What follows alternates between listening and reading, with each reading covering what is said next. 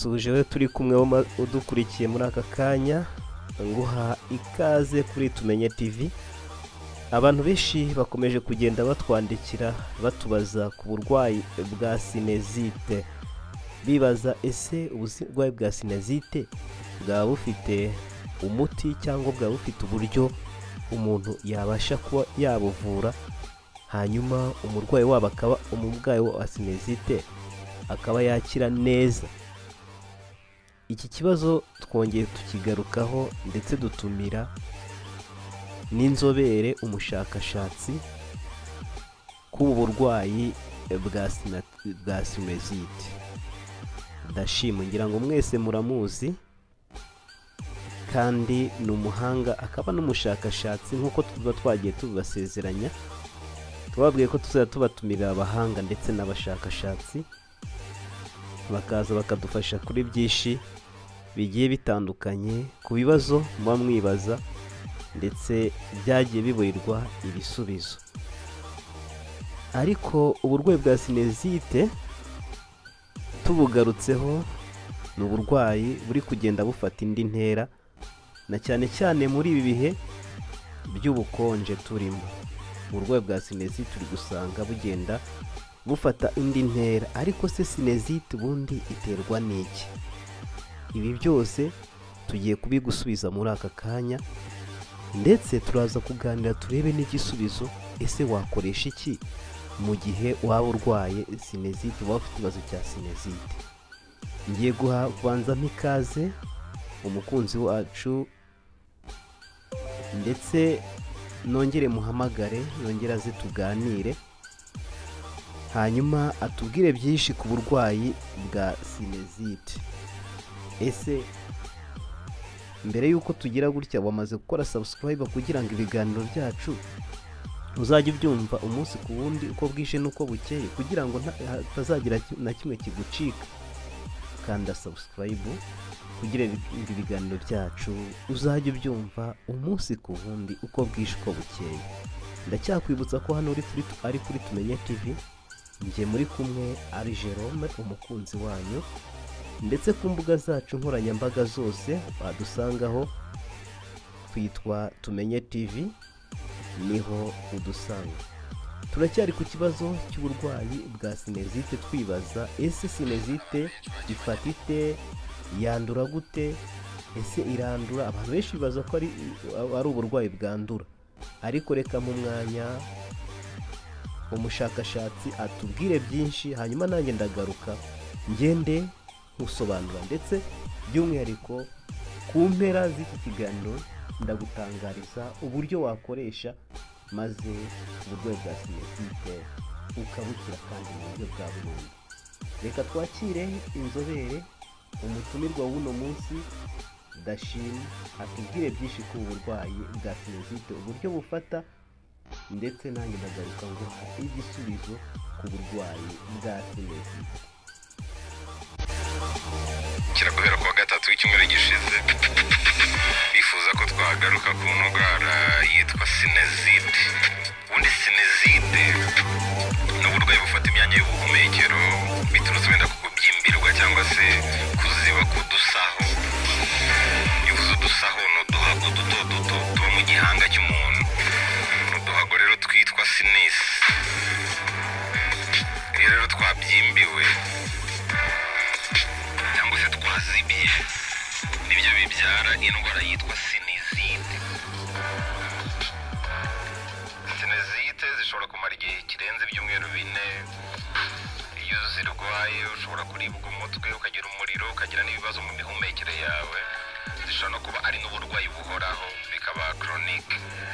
Mu yandi magambo, sinezite ni indwara yo kubyimbagana no gututumba ibyo wakwita nk'ibinogo by'izuru.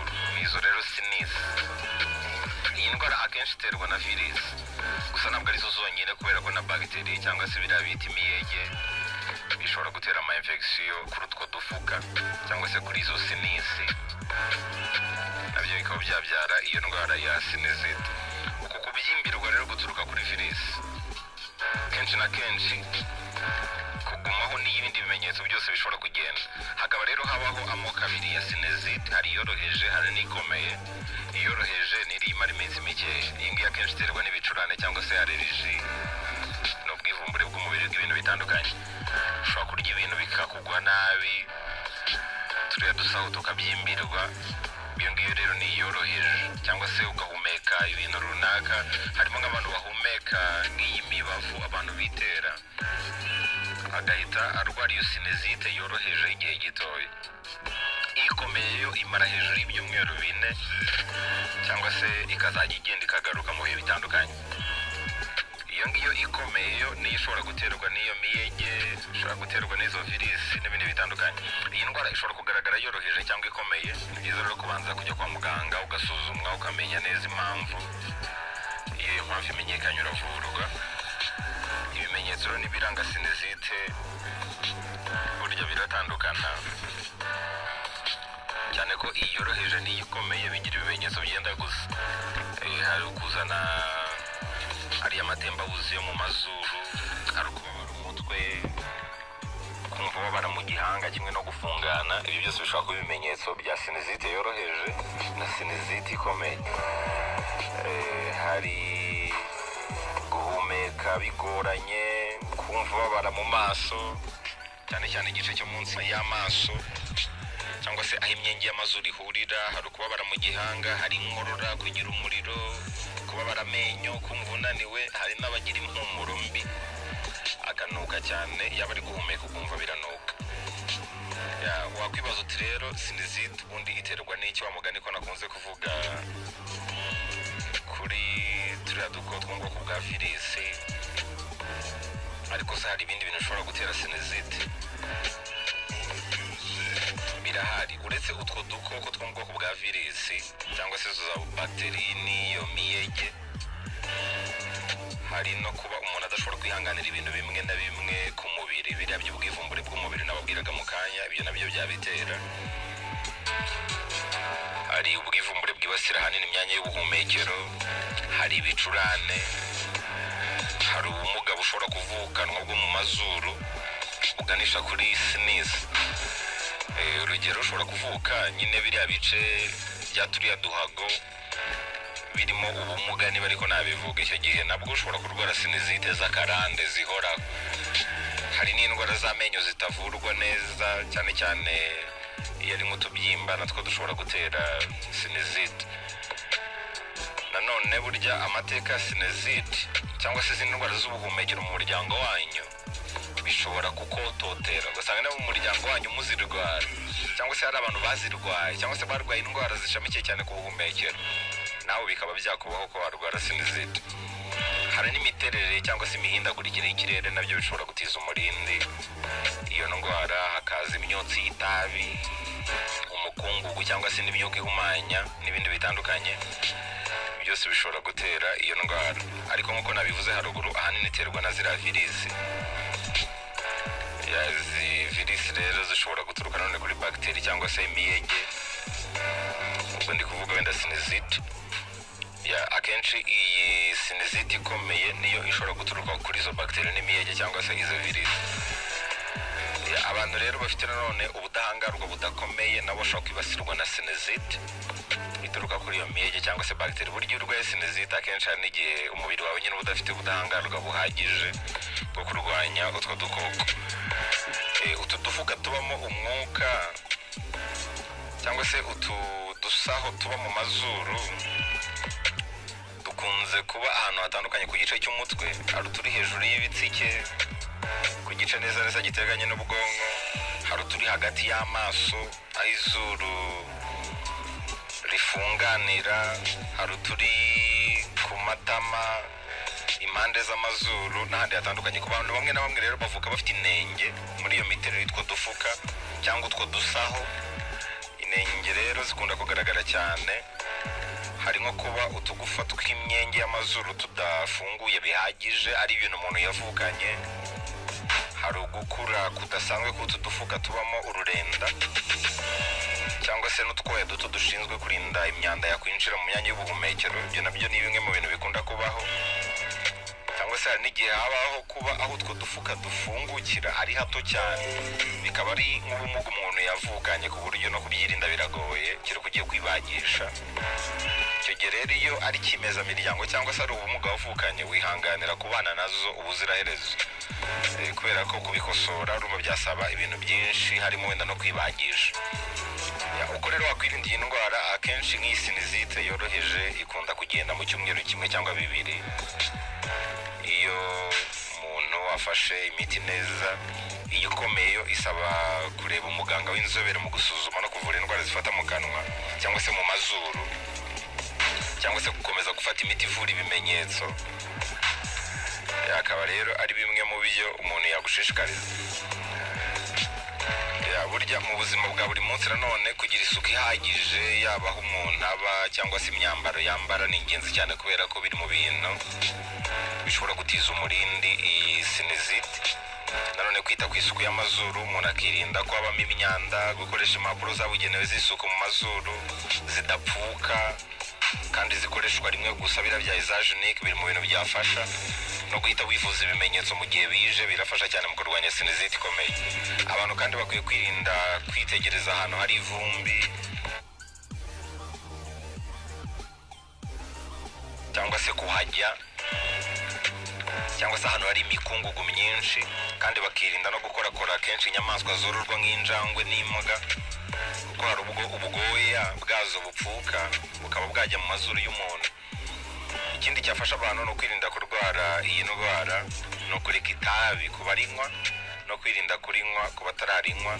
Ntabwo ari itabi gusa, ahubwo bagomba kwirinda no kugendera kure imyuka iva mu nganda n'ibindi byose bishobora kuba byagenda mu myuka ihumanye. Iyo rero wamaze kurwara sinizite, akenshi iravurwa. Iyi ndwara ivurwa bitewe n'ibimenyetso igaragaza. Kugira ngo ivurwe rero agomba kubanza gusuzumwa neza utu dufuka mu mazuru no mu muhogo kwa muganga. Icyo bareba cyane nibara y'udufuka twawe uko tumeze, niba twatukuye, niba uruhu rwa sinisi ruri gututumba. Ashobora kwitegereza mu isura yawe, ashobora kureba ibara ryariye amatembabuzi aturuka mu mazuru, cyangwa se akumva impumuro yawe akamenya niba ari sinizite wenda yoroheje cyangwa se ikomeye. Icyo gihe iyo amaze kumenya ibyo ari byo, nibwo ashobora gufata umwanzuro w'umuti ashobora kuguha wakwifashisha cyane mu kuyihashya.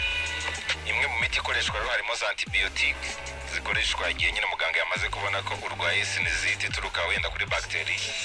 Iyi miti yo mu bwoko bwa antibiyotike ikoreshwa hagati y'iminsi 5 na 28 bitewe n'ubwoko bw'umuti wahawe. Harimo nka za moxicilline cyangwa se Bactrim n'iyindi miti itandukanye. Hari n'imiti ifungura mu mazuru. Iyi miti akenshi ipurizwa mu mazuru, ishobora gukoreshwa hagati y'iminsi 3 n'7. Iyi miti rero iba yaragenewe gufungura inzira y'utu dufuka, umwuka nyine ugakomeza gutambuka neza. Gusa ni byiza ko imiti yose ukoresheje ugomba kuyitondera, ukanabanza kugisha inama farumasi wawe cyangwa se muganga wawe kugira ngo hatagira imiti iguteza akaga. Ibi nabyo ni ibyo kwitonderwa. Ntabwo ari ngombwa gukoresha imiti utagishije inama mu farumasi wawe cyangwa se umuganga wawe, kubera ko imwe muri yo ishobora kuba yateza akaga. Akaba rero ari icyo ngicyo nasubiza ku muntu waba. Dashimo arakoze cyane kudusobanurira mu buryo bwimbitse. Ngira ngo niba hari ikibazo wakandika muri komenti waba wagize, waba udasobanukiwe wacyandika, hanyuma natwe tukaza kwita tugusubiza, ndetse wanaduhamagara kuri 0788101934. aha ngaha watwandikira tukabasha kwita tugusubiza ubaye ufite ikibazo. Hanyuma atubwiye byinshi rero kubitera ino ndwara ya sinezite, cyane cyane kubitera indwara ya sinezite nk'uko yagiye abivuga kandi nk'uko yabigaragaje. Ni ibintu bitandukanye, hari amabagiteri, hari umwuka tugenda duhumeka, cyangwa se environnement, cyangwa se ahangaha hanze tugenda tutibagiwe nuko nanone mu miryango duturukamo nabyo hashobora kuba bishobora kuba impamvu yatuma wisanga urwaye buno burwayi bwa sinezite. ese nakubaza we mu muryango wawe bimeze bite? byaba ari indwara yawe ya sinezite yaba ituruka mu muryango uvukamo ari karande yo mu muryango, cyangwa se yaba iri ku kihe kigero? waba warivuje, waba waragiye kwa muganga ariko ukagumya kubura igisubizo? nk'uko nabigusezeranyije hano, nakubwiye yuko ndakubwira uburyo wagenda ukoresha. hari ubwo Dashimu atubwiye cyane cyane nko kwirinda gukora ku matungo, icyo nicyo kandi ni ingenzi. ikindi ni ukwihutira kujya kwa muganga. ibyo byose ni uburyo bugomba kugenda bugufasha, ndetse no mu gihe urwaye ukifubika, ukagerageza kwifubika, kuko uko ubukonje bugenda bukugeraho niko urushaho kugenda wangirika. hari inama nyinshi ndetse muganga azaguha, ariko by'umwihariko nanone tugarutse ku iyi ndwara twabonye yuko ari amabagiteri menshi, amabagiteri cyangwa se twatwita nk'udukoko dutera ino ndwara. ikindi uba ukwiriye gukora nanone mu buryo bwo kugira ngo uvure ino ndwara, cyane cyane nko mu buryo cyane cyane ku bantu mwagiye mujya kwa muganga mugakoresha uburyo bwose bwo kwa muganga bikanga bikananirana. hari ubundi buryo ngira ngo nkubwire ugomba gukoresha, ni indi produit, cyane cyane muri urwego tuba tugomba kugaruka tukareba ese n'ubuhe buryo bwadufasha kandi mu buryo bwatanga umusaruro cyane kurenza ubundi. nk'ubu ngubu akanya nk'aka ngaka ndagira nkubwire ko gukoresha produit ya cactisel. ushobora kwibaza ngo ese iyi produit ya cactisel ni bwoko ki? ni ukuvuga ngo ni produit ya Iristimusel, ni ukuvuga ngo ifite ubushobozi bwo kongera ubudahangarwa bw'umubiri wawe, immune system. ni ukuvuga mu gihe urwaye iyi ndwara ya sinezite uba ukeneye kongera ubudahangarwa bwawe bukaba buri hejuru. ibyo bikaza kubuza yuko za bagiteri zitaza kugira imbaraga zo kurusha umubiri wawe imbaraga, bityo zikagumya gukura muri wowe, ahubwo mu gihe uzaba wakoresheje iyi produit ya cactisel yizaha umubiri wawe imbaraga, umubiri wawe ubashe kugenda wice twa dukoko, ubashe kwirinda na za bagiteri. ni bityo rero mu gihe uzaba umaze iminsi urwaye, umubiri uzabasha kwirwanaho. iyi cactisel rero izazamura ubudahangarwa bw'umubiri wawe bukenewe cyane kugira ngo umubiri ubashe kurwana n'ibibazo bya sinezite. kandi mu gihe mu mubiri hazaba harimo n'izindi ndwara cyane cyane zigenda zituma umubiri ucika imbaraga, immune system igenda ijya hasi, ni muri urwo rwego cactisel izafasha umubiri wawe kugumya kumererwa neza. rero niba ufite ikibazo ku ibi ngibi tumaze kukubwira, yaba icyo wumvise kuva ku itangiriro ry'ikiganiro kugeza aha ngaha ku iherezo ry'iki kiganiro, ni umwanya kugira ngo ujye muri komenti wandike, ako kanya tubasha guhita tubona ikibazo wabajije, hanyuma tugahita tugusubiza ako ka mwanya, ukabasha kubona igisubizo mu buryo bwihuse. ndacyakubwira ko njye muri kumwe ni Jerome, hano uri ni kuri Tumenye TV, aho twahisemo kujya tugaruka ku buzima tukareba ese ni ibiki twakora kugira ngo ubuzima burusheho kumera neza. rero uramutse uvuye hano udakoze subscribe ubukosheje kuko ibiganiro bitaha ntago icyo gihe ubasha kubikurikirana. ndagira nkubwire yuko ukwiriye gukora subscribe ndetse ugakora share, aho ngaho ubu nadushyigikiye. ikindi ushobora kutwandikira kuri 078110 aho watuvugisha kuri WhatsApp, wanaduhamagara. reka nkubwire ko uno munsi icyo turebyeho cyane ni uburyo sinezite icyo ari cyo, uburyo ifata, ibimenyetso byayo ndetse n'ibindi byose bigiye bitandukanye, aho twari turi kumwe n'umutumirwa Dashima. Ese wagize ikibazo? Twandikire muri komenti, natwiteguye kugusubiza. Ese waba ufite uburwayi bwa sinezite, waba ufite bwa karande, bwaba uri ku bwego buruhe, waba agiye kwa muganga? Ibyo ni byo bibazo byose nasoza nkubaza, ariko nkurangira ko umuti ari uguhamagara kuri 078110 ahangaha ukahakura igisubizo kizanagufasha kugira ngo wongere kumererwa neza, wongere gukira sinezite, kuko twabonye ko sinezite ari uburwayi urwara ariko kandi ukavuza bukabasha gukira, ukamera neza, ubuzima bukongera kuba bumeze neza. Ntabwo ushaka gukomeza ngo nkore ikiganiro kibe kirekire, ariko reka soreze hano nkubwira nti kora subscribe, ibiganiro byacu bijye bikugeraho umunsi ku wundi. Reka duhure, uje gufata ibisubizo, uje gufata inama muri comment ndetse n'ahandi aho dukorera, naho nahakurangiye kuri ya nimero uhamagaye ubasha kutugeraho. Reka duhure ubutaha, see you next.